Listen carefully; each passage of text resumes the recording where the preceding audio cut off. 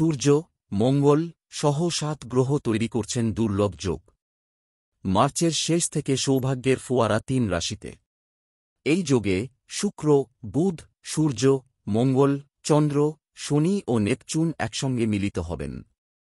বৈদিক জ্যোতিষশাস্ত্র অনুসারে সময়ে সময়ে গ্রহদের গোচরের জেরে কখনও পঞ্চগ্রহী যোগ তৈরি হয়, কখনও আবার সপ্তগ্রহী যোগ তৈরি হয়। তার জেরে একাধিক রাশির জাতক জাতিকারা লাভের মুখ দেখতে পান। জ্যোতিষ গণনা বলছে ২১ বছর পর মীন রাশিতে সপ্তগ্রহী যোগ তৈরি হতে চলেছে। এই যোগ ২৯ মার্চ তে শনির গোচর দিয়ে শুরু হবে। এই যোগে শুক্র, বুধ, সূর্য, মঙ্গল, চন্দ্র, শনি ও নেপচুন একসঙ্গে মিলিত হবেন। তার বিশেষ সুপ্রভাব পড়বে একাধিক রাশিতে। কোন রাশি কি সুবিধা পাবে দেখে নেওয়া যাক। কর্কট, সব কাজে ভাগ্যের সহযোগিতা পাবেন।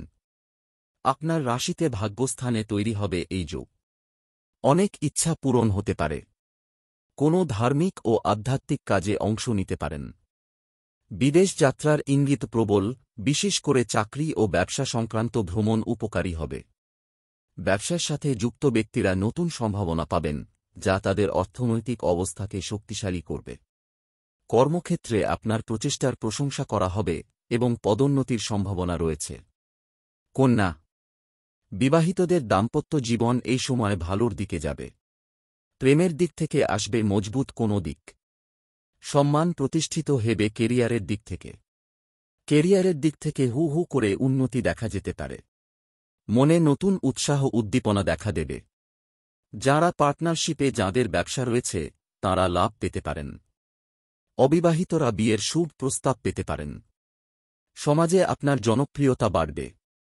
মিথুন, এই যোগের প্রভাবে কর্মক্ষেত্রে বিপুল লাভ পেতে পারেন। আপনার পরিশ্রম এবার ফল দিতে পারে। ব্যবসায় অপ্রত্যাশিতভাবে কিছু লাভ পেতে পারেন। যাঁরা চাকরি খুঁজছেন তাঁরা চাকরিতে নতুন কোনো সুযোগ পেতে পারেন।